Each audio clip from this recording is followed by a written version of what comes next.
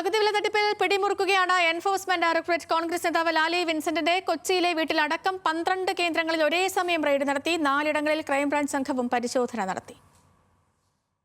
മുതിർന്ന കോൺഗ്രസ് നേതാവ് ലാലി വിൻസെന്റിന്റെ കൊച്ചിയിലെ വീട്, ഓഫീസ്, സായിഗ്രാം ട്രസ്റ്റ് ചെയർമാൻ ആനന്ദകുമാറിന്റെ തിരുവനന്തപുരത്തെ വീട്, തോന്നയ്ക്കലിലെ സായിഗ്രാമിന്റെ ഓഫീസ്,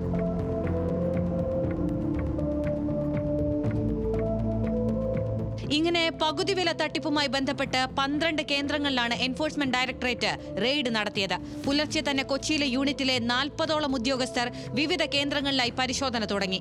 അതിൽ പ്രധാന ഉന്നം ലാലി വിൻസെന്റ് തന്നെ. തട്ടിപ്പിൽ കണ്ണൂർ ടൗൺ പോലീസ് രജിസ്റ്റർ ചെയ്ത കേസിലെ 7ാം പ്രതിയാണ് ലാലി വിൻസെന്റ്. വക്കീൽ ഫീസ് എന്ന പേരിൽ 46 ലക്ഷം രൂപയാണ് ലാലി അനന്തുകൃഷ്ണനിൽ നിന്ന് വാങ്ങിയത്. ഇത്രയേറെ തുക എന്തിന് കൈമാറിയെന്ന് ഇഡി പരിശോധിക്കുന്നുണ്ട്.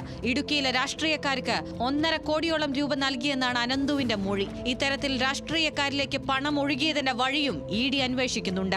അനന്തുകൃഷ്ണയുടെ അക്കൗണ്ടിലേക്ക് എത്തിയ 468 കോടിയിൽ 169 കോടി മാത്രമാണ് ചെലവഴിച്ചത്.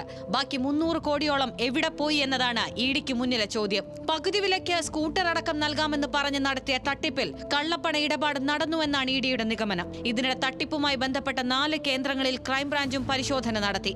കഴിഞ്ഞ ദിവസങ്ങളിൽ നടത്തിയ പരിശോധനയുടെ തുടർച്ചയാണ് ഇതെന്ന് ക്രൈംബ്രാഞ്ച് SP MJ സോജന അറിയിച്ചു. ഒരു സെർച്ച് നടക്കുന്നുണ്ട്, 2-3 ദിവസമായിട്ട് തുടർന്നുകൊണ്ടിരിക്കുന്നതാ. കുറച്ച് കൂടുതലുണ്ട്, അതുകൊണ്ട് സമയം എടുക്കണം, അത്രേ ഉള്ളൂ. ഈ അനന്തകൃഷ്ണന്റെ മൊഴിയുടെ അടിസ്ഥാനത്തിലുള്ള പരിശോധനയാണ്? അല്ലല്ല, ഇത് അതിനു മുമ്പേ തുടങ്ങിയതാണ്. അതിനെപ്പറ്റി നമുക്കറിയില്ല. പുറത്തു കൊണ്ടുവരാൻ സാധ്യതയില്ല.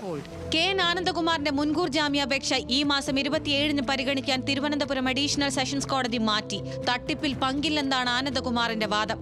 NGO കോൺഫെഡറേഷനിൽ നിന്ന് ആനന്ദകുമാർ പണം വാങ്ങിയതിന് തെളിവുണ്ടെന്നാണ് crime branch report. News desk, news Malayalam.